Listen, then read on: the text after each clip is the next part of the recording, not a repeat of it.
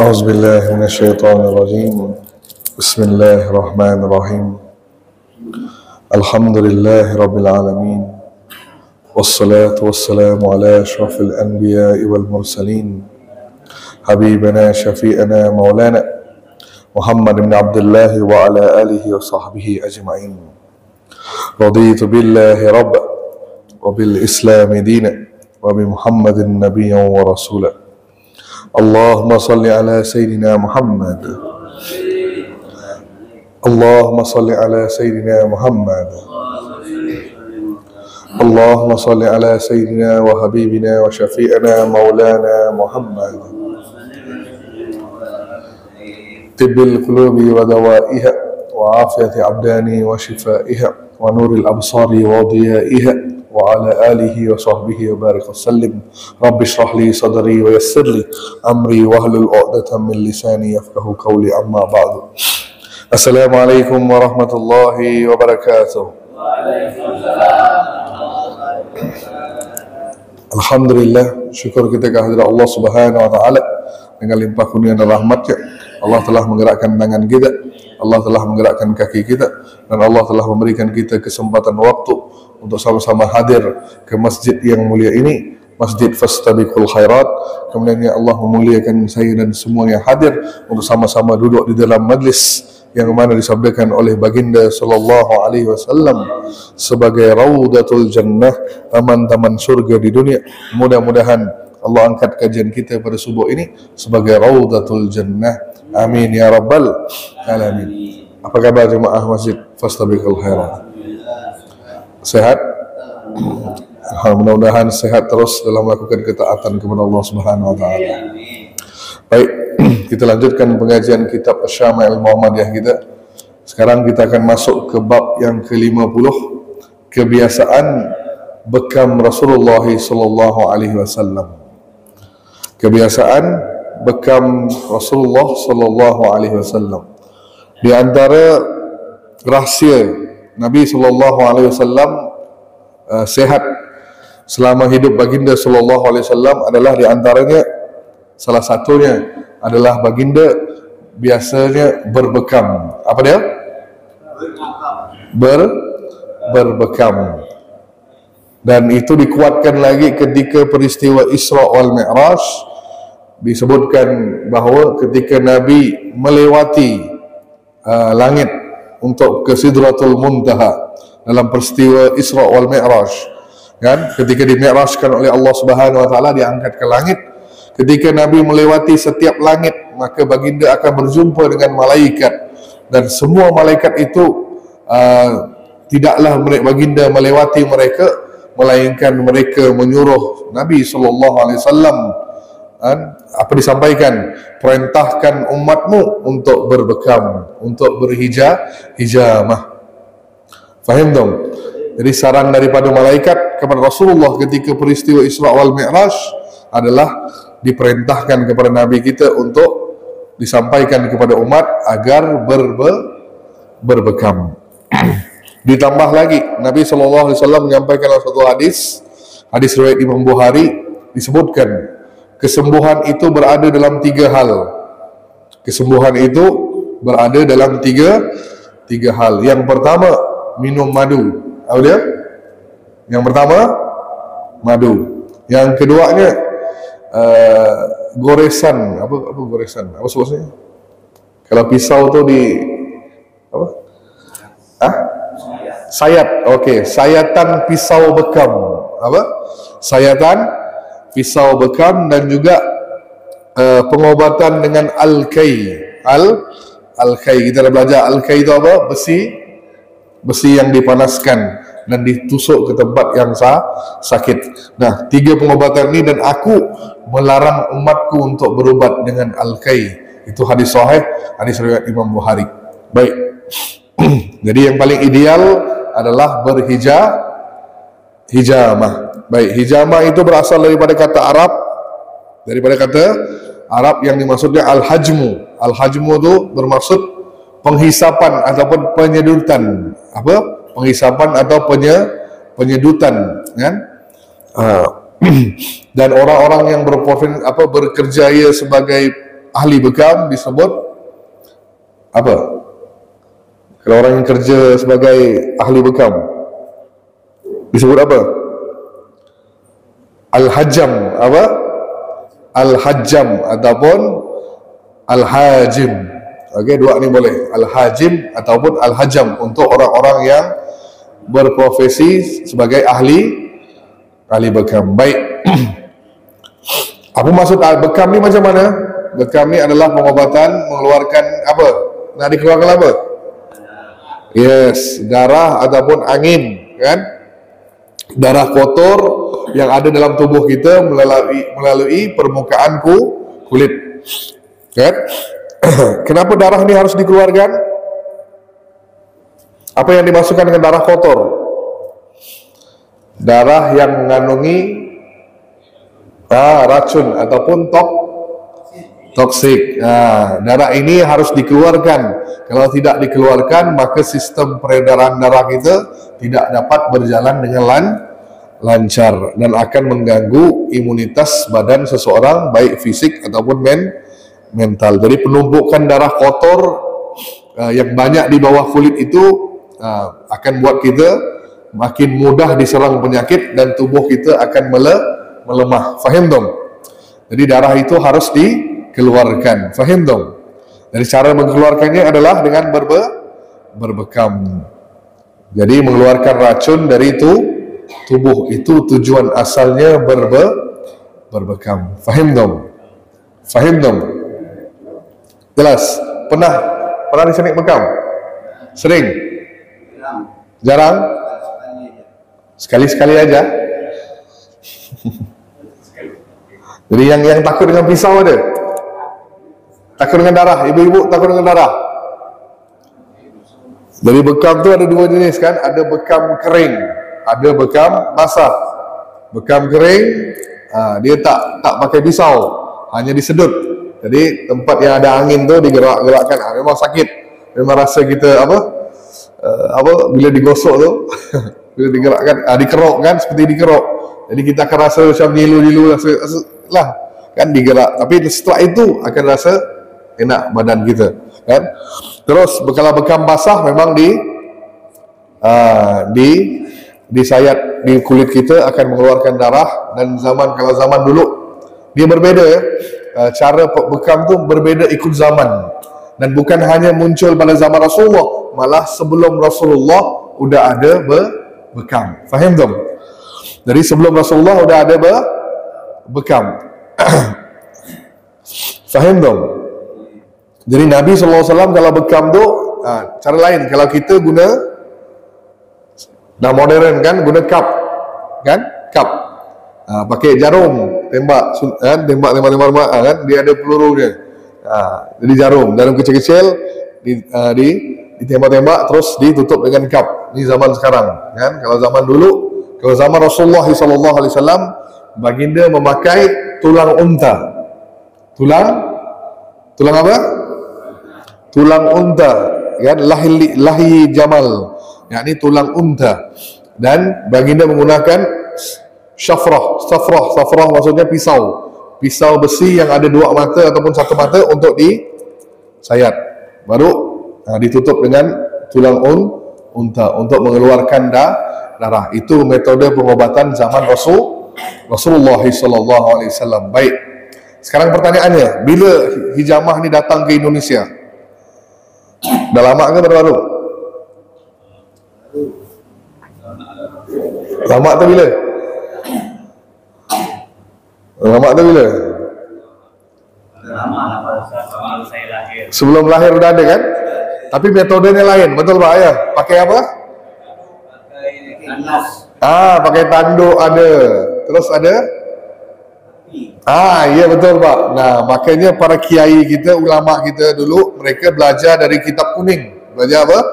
Dari kitab kuning. Jadi teknik yang sederhana mereka belajar daripada kitab kuning, yakni menggunakan api, baik daripada kapas ataupun kain atau kertas, dibakar terus ditutup dengan gelas. Itu metodenya dari zaman dulu dah. Itu yang untuk mengobati sakit-sakit badan, pegal-pegal badan kan. Zaman tu dan sampai sekarang pun masih ada. maka tekniknya berubah. Baik, kita akan lihat apa yang Nabi lakukan ketika dalam berbekam ini. Disebutkan dalam hadisnya, hadis nombor 360 daripada Anas bin Malik, pernah ditanya tentang upah pembekam. Ia menjawab, Nabi SAW pernah berbekam, beliau dibekam oleh Abu Taibah. Lalu baginda memerintahkan Anas agar memberikan 2 sak makanan kepada Abu Taibah. Kemudian Nabi SAW kemudian berbicara kepada tuannya agar mengeringankan upeti yang harus dibayarkan. Mereka pun menggugurkan harasnya. Rasulullah SAW bersabda, sesungguhnya sebaik-baik pengobatan adalah berbekam, dan sebaik-baik obat untuk kalian adalah berbekam. Nah, di sini adanya seorang sahabat yang namanya Abu Taibah. Abu Taibah ni adalah yang membekam Nabi SAW. Jadi disebutkan dalam hadis yang lain, penghasilan tukang bekam itu kotor. Maksudnya apa? Bukan pekerjaannya itu kotor, tapi beliau harus, tukang bekam ni harus berurusan dengan darah, kan? Darah-darah itu harus dibuang dan sebagainya. Maka Nabi tidak mengatakan itu haram, tapi sebaiknya diberikan upah. Faham dong? Diberikan upah. Jadi seandainya tukang bekam itu adalah haram, maka tentu Nabi tidak akan memberikan upah kepadanya. Ini dalil yang disebutkan. Jadi di sini kan Abu Taibah, Nabi berikan 2 sok makanan, 2 sok beras ataupun gandum diberikan kepada Abu Taibah kerana telah bantu Nabi untuk bekam. Faham dong? Jadi tugas kita juga kalau kita bekam, maka berilah upah kepada siapa? Tukang bekam. Baik antum nak beri duit sebagainya, kan? Tidak dikatakan berapa nilai. Sekarang ada nilai ke? Ada nilai ke? Diletakkan biayanya? Ada? Berapa? Sukarela?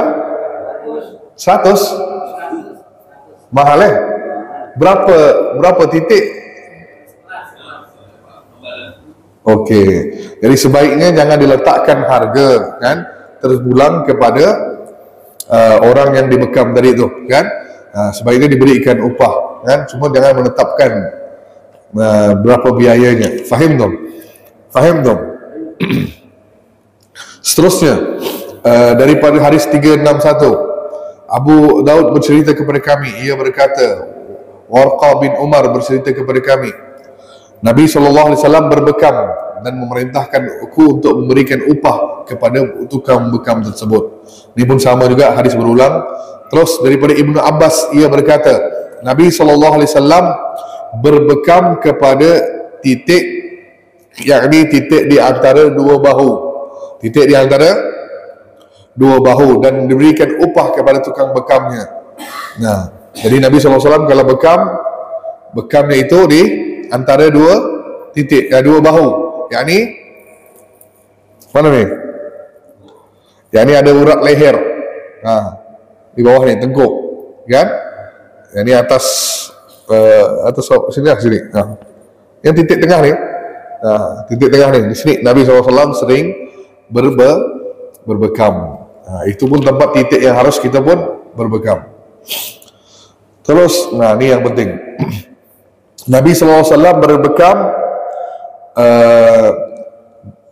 di titik Al-Kahil. Al-Kahil titik punggung bahagian atas. Dan baginda berbekam pada tanggal 17, 19 ataupun 21 setiap bulan. Bulan mana ni? Hijriah ke Masihi? Hijriah. Pakai kalender Hijriah. Tanggal bila tadi? 17, 19 ataupun 21. Nah, ini waktu yang paling afdal untuk antum berbekam. Sebab ada hadisnya, dalam hadis riwayat Hasan, tarafnya Hasan, barang siapa yang berbekam pada tanggal 17, 19 dan 21, maka itu adalah kesembuhan dari segala penyakit. Jadi kita ambil waktu tersebut untuk berbekam. Faham dong? Jadi waktu yang terbaik tadi 17, 19 dan 21. Dan baginda berbekam di bahagian punggung bahagian atas sini. Jadi antum kalau antum tak mau banyak tempat, sini di tengah ni cukup. Dan ada waktu yang tak boleh berbekam. Ada hari juga, dia ada harinya. Hari apa boleh bekam? Jumaat. Mentang-mentang Jumaat hari terbaik, dia ambil pula hari Jumaat. Hari apa boleh bekam? Sabtu, Minggu, Senin. Betul? Betul? Nah, saya bacakan hadis dengan baik. Hadisnya hadis sahih, disebut daripada Nafi' bin Umar radhiyallahu anhuma pernah berkata kepadanya, wahai Nafi', darahku telah membuih, carikan untukku tukang bekam dan upayakan orang yang lembut jika engkau sanggup. Jangan orang tua, jangan pula anak-anak, kerana sesungguhnya aku pernah mendengar Rasulullah SAW bersabda, berbekam dilakukan sebelum makan pagi, sebelum yakni perut kosong adalah paling ideal, dan padanya mengandungi kesembuhan dan barakah, menambahkan kecerdasan otak dan menambahkan ketajaman menghafal. Oleh kerana itu berbekamlah pada hari Kamis, hari Kamis atas berkah nama Allah, hindari pada hari Rabu, Jumat, Sabtu dan Ahad. Apa tadi? Kamis, kan? Hindari Rabu, Jumat, Sabtu dan Ahad. Berbekamlah pada hari Senin dan Selasa. Kerana itu baik. Yang paling ideal hari Kamis, dan jangan bekam pada hari Rabu, Jumat, Sabtu, Ahad. Isnin dan Selasa boleh. Kenapa boleh? Kenapa boleh? Nah, hadis ni tak selesai. Seru di sini. Dari sahabat ni bercerita, Nafi', kan? Nafi' ni mendengar daripada Ibnu Umar, anak Sayyidina Umar. Apa katanya? Berbekamlah pada hari Senin dan Selasa, kerana itu adalah hari di mana Allah menyembuhkan Nabi Ayub alaihi salam. Menyembuhkan siapa? Nabi Ayub, dan menimpakan bala pada hari Rabu, dan tidak timbul penyakit kusta kecuali pada hari Rabu dan malam hari Rabu. Boleh faham? Jadi ulama banyak juga hadis yang menceritakan tentangnya. Kebanyakan hari yang Allah azab umat-umat terdahulu pada adalah hari Rabu. Jadi banyak musibah, azab, kan, bencana Allah turunkan kepada umat-umat terdahulu, disebut ke banyaknya pada hari Rabu. Dan hari Isnin dan Selasa adalah hari di mana Allah menyembuhkan Nabi Ayub. Kita tahu Nabi Ayub sakitnya berapa lama? Pernah kan saya sampaikan kisahnya? Saya rasa pernah. Masih ingat atau pernah lupa? Ingat lupa? Baik, mungkin ada versi daripada anda yang anda tahu. Baik, saya ceritakan versi yang saya belajar. Apa dia? Nabi Ayub nikah usia 30 tahun. Usia berapa tahun? 30 tahun. Istrinya Rahmah baru berusia 20 tahun. Berapa? 20. Jadi beda antara usia 10. Jadi Nabi Ayub ni bukan hanya seorang nabi, bukan hanya rasul, tapi juga seorang raja. Seorang raja yang kaya raya. Kerana Nabi Ayub ini orangnya sangat suka bersyukur. Apa dia? Suka bersyukur. Nah, orangnya sangat luar biasa bersyukur. Maka Allah nambahkan rezeki beliau, perluaskan rezeki beliau. Makanya beliau seorang raja kaya, ada banyak tanaman, ada banyak ladang, ada banyak binatang ternak, kan, sangat kaya. Terus diberi rezeki dalam zuriat. Nabi Ayub mempunyai 11 orang anak. Berapa? Berapa? 11 orang anak-anak laki-laki yang soleh.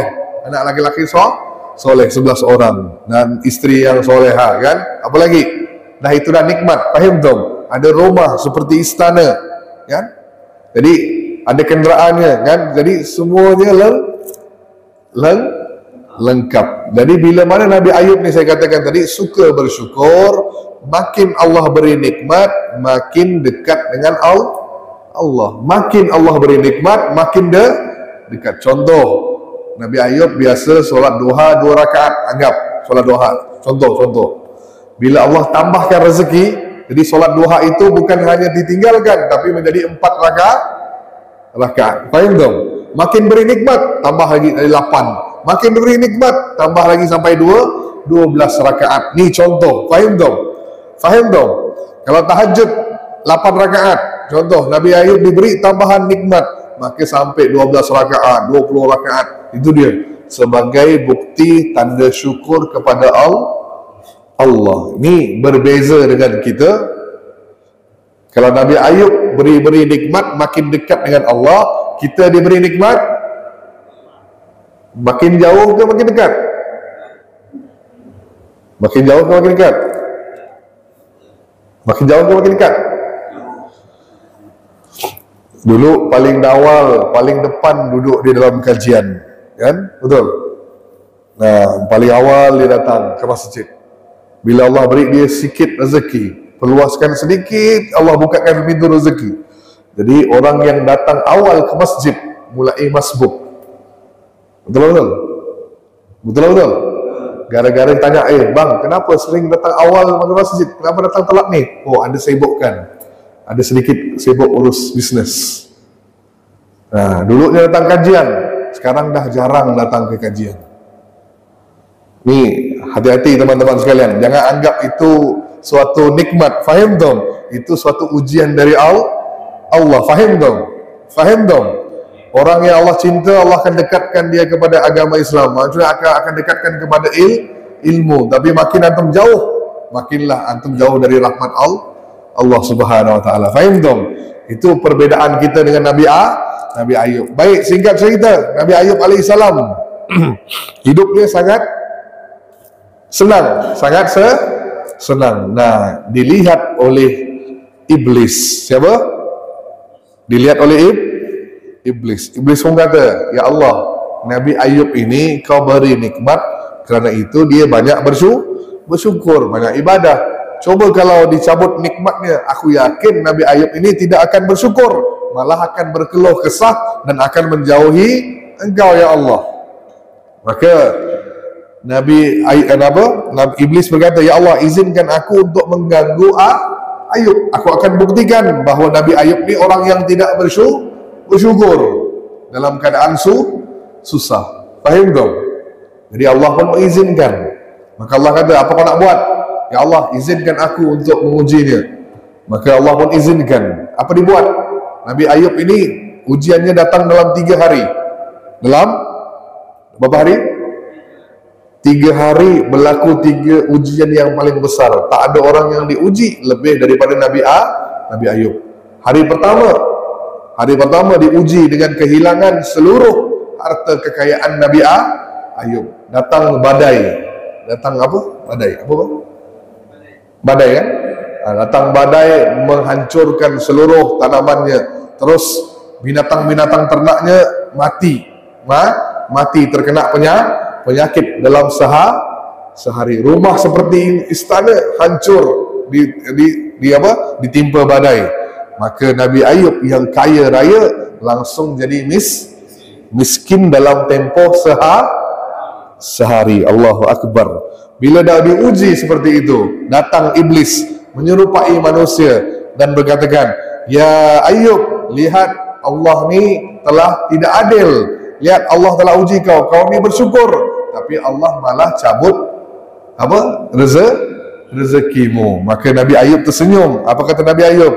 Segala harta kekayaan ini datang dari Allah. Allah yang beri, Allah yang ambil. Aku tidak memiliki apa-apa. Malah aku berasa senang. Dah ringan hisabku.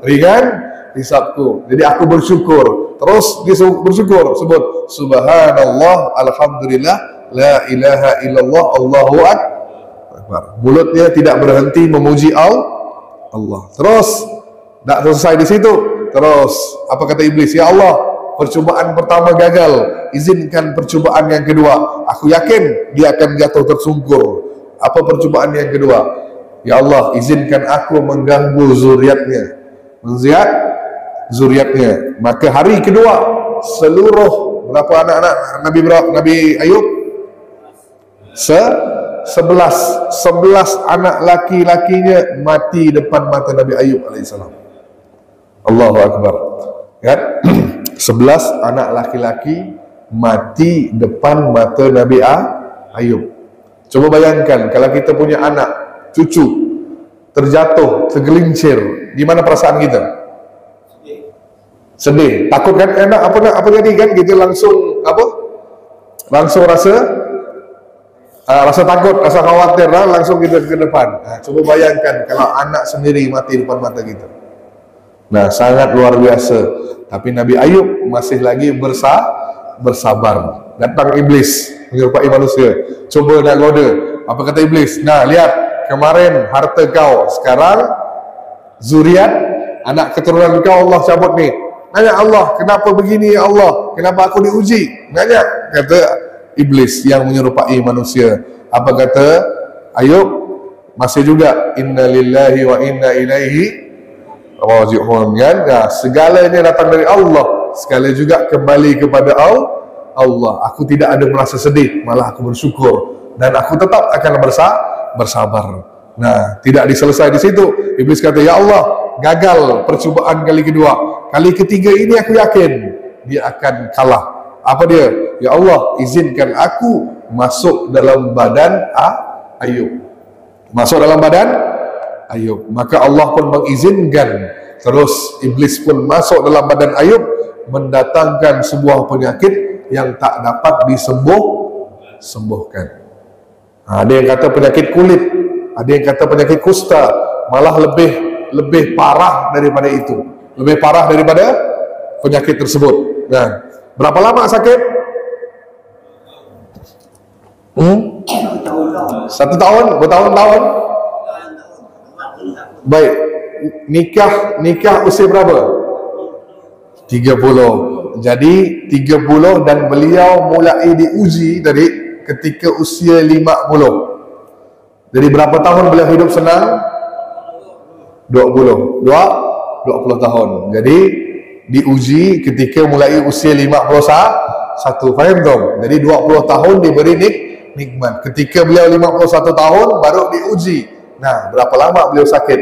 Sampai usia dah hampir 70 belum lagi sembuh. Maka suatu hari datang istrinya Rahmah. Bang, apa kata bahasa kita lah, bang, engkau ni dah lama sakit. Bila dah sakit, orang-orang kampung pulaukan Ayub dan keluarga. Kenapa? Takut penyakitnya berjangkit. Tak ada orang yang berani jumpa Ayub. Maka Nabi Ayub pun tinggal jauh dalam hutan pinggir kota, kan jauh, kan, tinggalkan orang kampung. Nah, selama dia sakit tadi tu, datang istri Rahmah, wahai suamiku, tak perlu kau minta kepada Allah. Yang luar biasanya apa? Selama diuji, Nabi Ayub tidak pernah berdoa kepada Allah minta disembuhkan, minta dikembalikan, tak pernah. Nabi Ayub cuma hidupnya tadi berzikir, memuji Allah. Boleh lihat luar biasanya Nabi Ayub, kan? Tak pernah minta. Faham tu? Ya Allah, berikan aku kesembuhan. Ya Allah, kembalikan rezeki aku. Tak pernah. Tak pernah. Luar biasa, kan? Datang istri, apa katanya? Wahai suamiku, kau tak payah minta kepada Allah kekayaan, tak perlu minta zuriat. Kau cuma mintalah kepada Allah agar kau sembuhkan, agar kau bisa kembali berdakwah. Mintalah kepada Allah. Maka datang kata Nabi Ayub, wahai istriku, berapa lama kita diberi nikmat? Kita diberi nikmat 20 tahun. Berapa lama kita sakit? Kita sakit baru 18 tahun. Baru 18 tahun. Jadi usianya ketika itu dah 68. Nah, baru 18 tahun kita sakit. kita diuji dengan susah. Apa kata Nabi Ayub? Aku malu nak minta kepada Allah. Aku malu sebab waktu nikmat yang Allah beri lebih banyak daripada waktu susah. Ish, luar biasa. Kan? Waktu nikmat yang Allah beri 20 tahun dibandingkan dengan susah baru 18 tahun. Jadi belum, maka aku harus bersyukur kepada Allah. Nah, sampai usia 70 Nabi Ayub dah tak mampu dah. Disebut dalam riwayat Ibnu Katsir, baginda sangat kurus. Jadi sangat kurus, tak mampu nak bangun, kan? Tak mampu nak bangun. Dan ada juga suatu hadis yang cerita riwayat yang disebutkan suatu hari beliau tengah solat, badannya itu penuh dengan ulat, kulitnya itu dimakan oleh ulat. Allahu alam, hadisnya ceritanya riwayatnya dhaif, tapi boleh disampaikan. Apa dia? Ketika beliau sujud, nah dari kepala beliau ni pun banyak ulat karena dimakan oleh ulat. Tahu ulat? Bukan ular, ulat. Jadi ketika sujud, beliau tu sujud lama, suka sujud lama. Ketika dalam solat sujud, jatuhlah satu ulat dari kepala baginda. Nah, jadi malaikat ni perhati, malaikat lihat apa Nabi Ayub akan buat dengan ulat ni. Lepas solat nanti apa Nabi Ayub akan buat. Kalau kita apalah kita buat? Celaka ulat ni, gara-gara inilah aku sakit, betul? Langsung dibunuh dan sebagainya. Tapi Nabi Ayub selesai solat, ambil, lihat ulat di atas sejadah, diambil, langsung dikembalikan lagi ke kepala.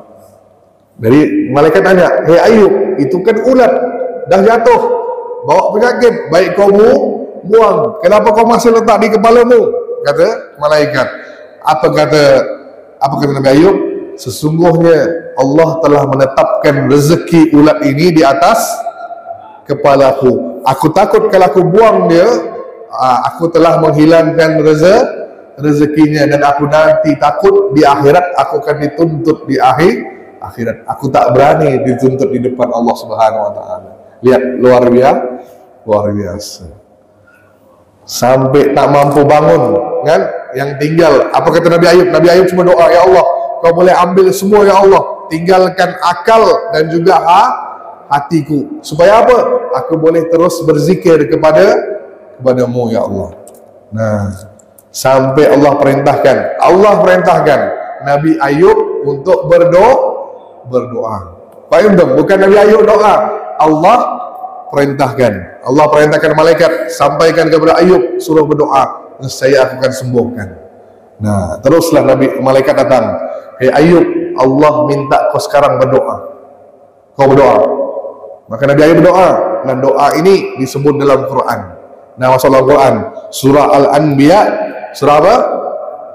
Al-Anbiya ayat 83. Ayat 83. Yang ada Quran, sila buka. Apa dia? Nah, lebih kurang lah. Apa? Ayat ni ayat yang sangat populer. Kenapa? Nanti saya kaitkan.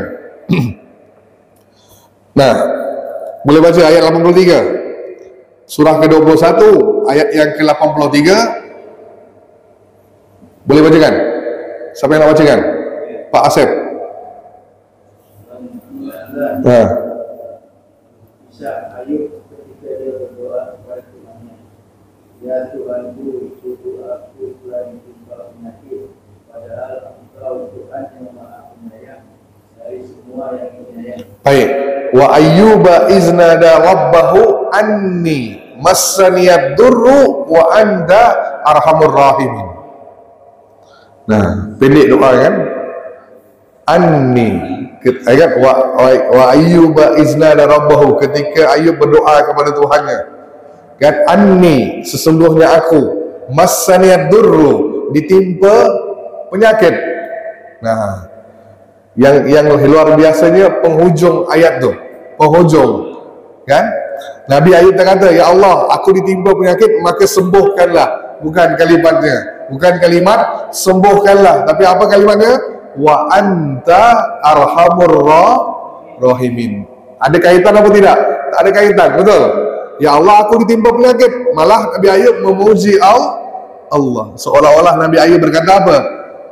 Wa anta arhamur rahimin. Engkaulah penyayang daripada sekalian yang penyayang. Maksudnya apa?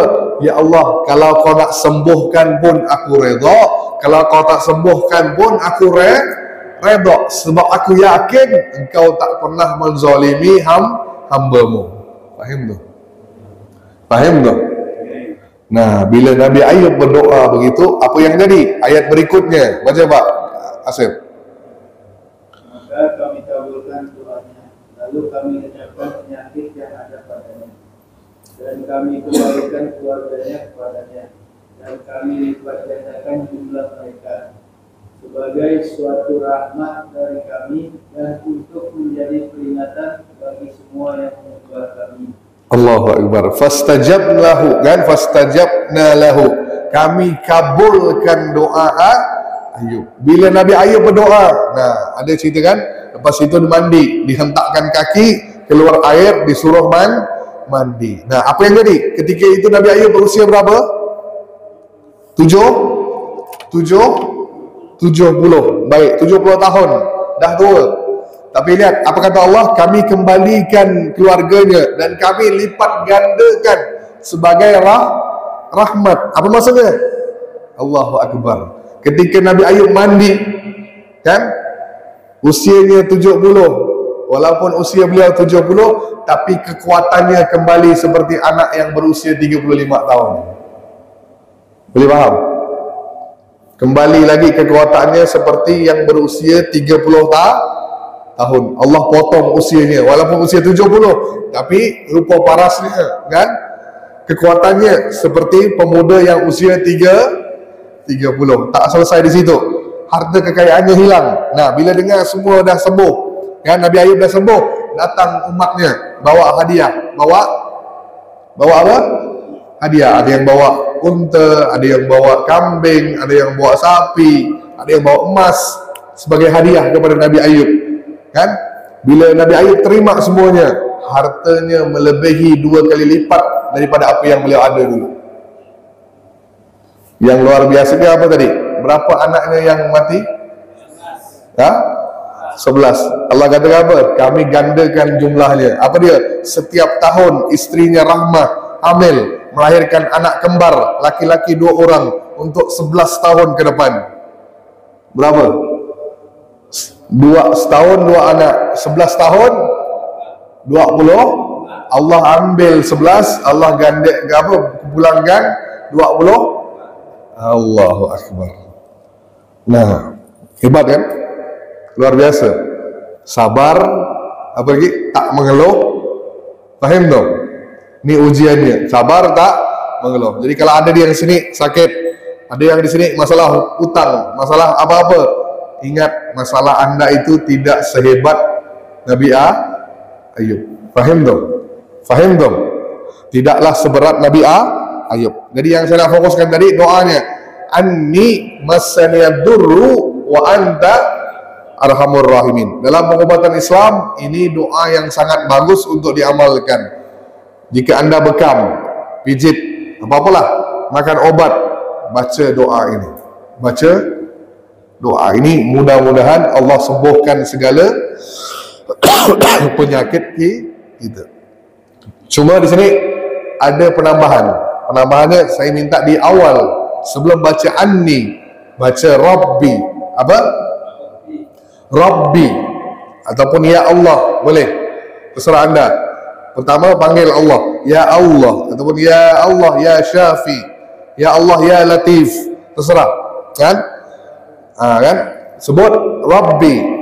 Rabbi anni massaniyad durru wa anta arhamur rahimin. Ayo baca sama-sama. Rabbi, Rabbi, Rabbi, anni massaniyad durru, massaniyad durru, massaniyad durru, wa anta arhamur rahimin. Wa anta arhamur rahimin. Arhamur rahimin. Oke. Diamalkan ya, boleh? Boleh insya Allah. Baik, itu sahaja. Dah selesai. Ada pertanyaan? Silakan yang mau nanya. Tentang bekam, tentang penyakit. Ya Bu? Ya. Ah? Boleh. Waalaikumsalam warahmatullahi wabarakatuh. Bismillah. Saya Pernah lihat? ada yang merasa sakit, katanya dibacakan Al-Fatihah, ayat kursi, Al-Ikhlas, Al-Falaq, dan An-Nas. Tapi yang saya lihat langsung di antara ayat itu yang ada reaksinya itu di surat Al-Falaq. Reaksinya macam mana? Oh, ya, terus? Tak semestinya Al-Falaq. Semua ayat Quran ada kehebatannya. Ya. Mungkin orang itu bereaksi untuk ayat itu, orang lain bereaksi untuk ayat Al-Kursi. Iya. Jadi kita tak bisa kata kenapa kan, gitu kan? Semuanya ayat Allah.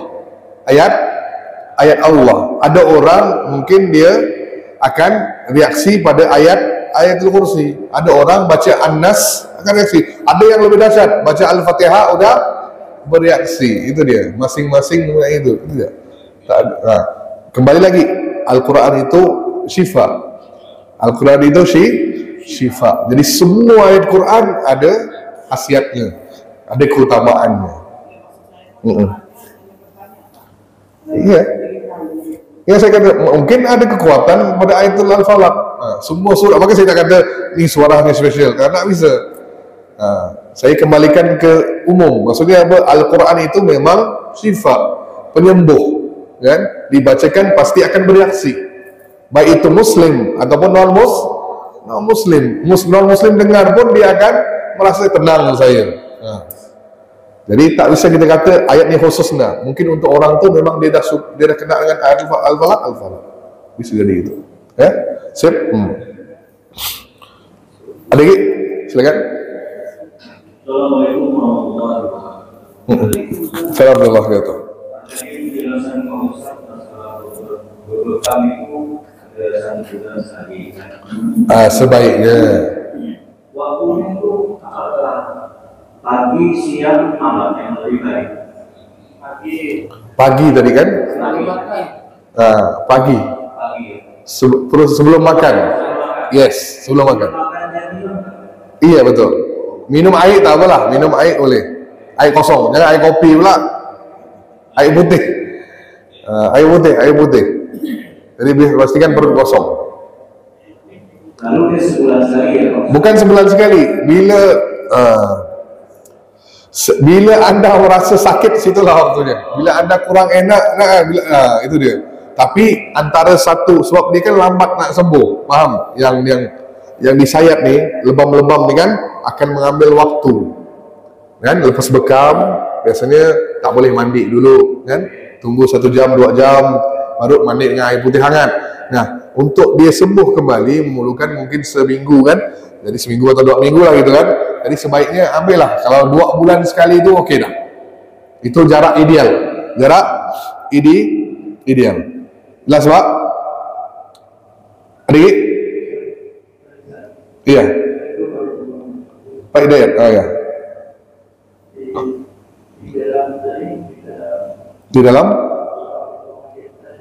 Di dalam Asy-Syama'il Muhammadiyah.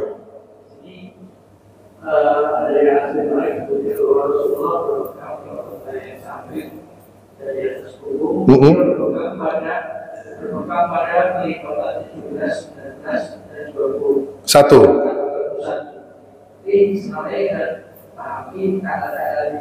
Iya.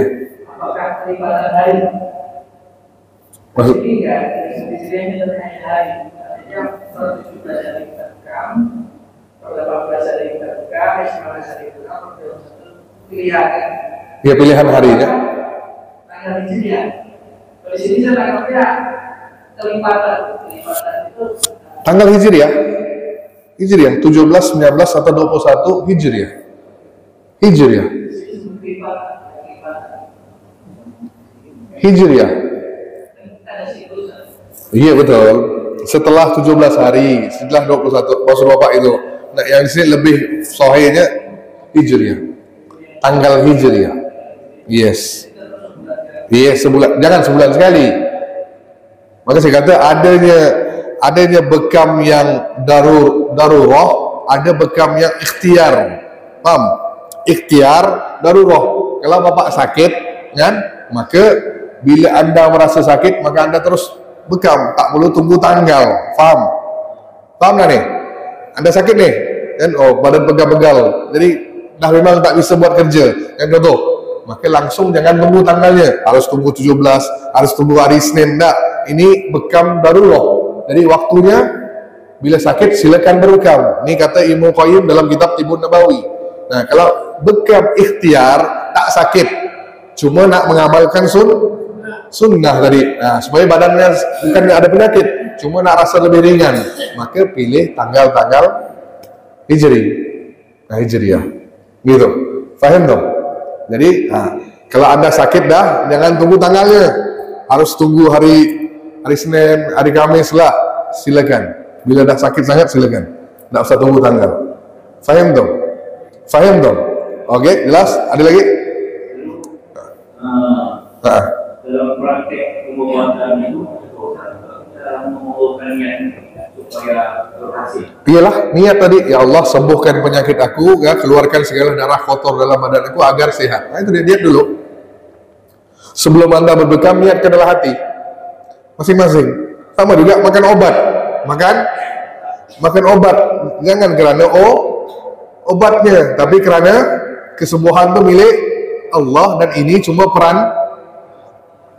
perantara. Seperti mana kisah yang pernah saya sampaikan, kisah Nabi Musa, kan? Nabi Musa bisa langsung berbicara dengan Allah, betul? Kalam Allah. Suatu hari Nabi Musa sakit perut, sakit apa? Sakit perut. Nah, ataupun ada riwayat lain kata sakit gigi. Maka Nabi Musa bertanya, ya Allah, aku ni sakit perut, gimana nak sembuh ni? Apa obatnya? Maka kata Allah, pergilah kau ke tempat ni, ada sebuah pohon, ambil daun dari situ, makan.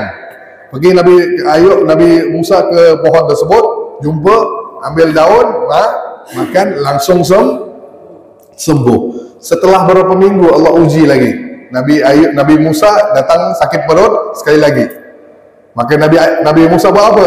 Pergi ke pohon tu, ambil daun, satu daun makan, daun kedua makan, daun ketiga makan, tak sembuh. Maka nanya, ya Allah, kemarin aku sakit, aku makan daun ni sembuh.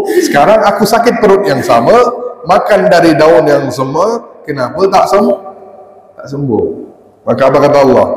Kemarin waktu kau sakit kau ingat siapa dulu? Allah. Sekarang kau sakit kau ingat daun ke ingat aku? Boleh paham kan? Maksudnya apa? Nah, bila Anda pusing, jangan ingat bodrek. Faham tuh? Jangan ingat Panadol. Ingat Allah, ambil. Ya Allah, mudahan dengan bodrek yang aku makan ni, Panadol makan ni bisa sembuhkan sakit kepalaku. Baru bismillah. Itu niatnya, Pak. Ya, Pak ya? Jelas? Silakan. Kalau kita berzikir,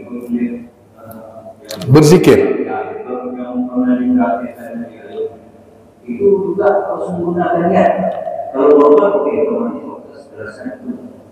kalau berzikir, kita berzikir, kita membaca Subhanallah wa bihamdihi, termasuk innalillahi wa inna ilaihi raji'un, cobaan. Apakah diperlukan juga niat supaya sempurna amalan kita? Semuanya kan bergantung pada niat. Innamal a'malu binniyat. Segalanya bergantung dengan niat kita, Pak. Itulah. Bergantung dengan niat gitu. Oke, kalau untuk umat itu sudah jelas. Oke. Untuk amalan? Amalan dari zikir. Iya, niatnya apa Bapak? Baca niatnya untuk apa? Untuk apa niatnya baca? Kata baca zikir tadi. Yang pernah saya dengar, ada juga orang berpikir berniat untuk atau memberikan pahala niat itu kepada orang tuanya. Iya. Sama termasuk. Kembalikan niat masing-masing. Yang pertama kita beramal tuh niatnya redha Allah. Paham tak? Redha. Jadi bila kita minta redha Allah, rahmat Allah, di situ masuknya dimasukkan dalam surga, dijauhkan daripada neraka, kan? Diberi kejayaan dunia wal akhirat. Dah masuk semua dah. Tapi kalau kita nak niat khusus pun boleh. Aku sedekahkan bacaan Quran ini kepada orang tuaku yang dah meninggal. Tak ada masalah. Balik kepada niat masing-masing. Balik dengan niat masing-masing. Itu dia, Pak. Jelas? Oke, mudah-mudahan Allah. Lagi? Udah? Ibu-ibu ada? Udah? Sip? Oke, itu saja insyaAllah. Sambung lagi minggu depan. Wabillahi taufiq wal hidayah. Assalamualaikum warahmatullahi wabarakatuh. Tutup dengan tasbih kafarah. Subhanallah bihamdika. Asyhadu an la ilaha illa anta astaghfiruka wa atubu ilaik.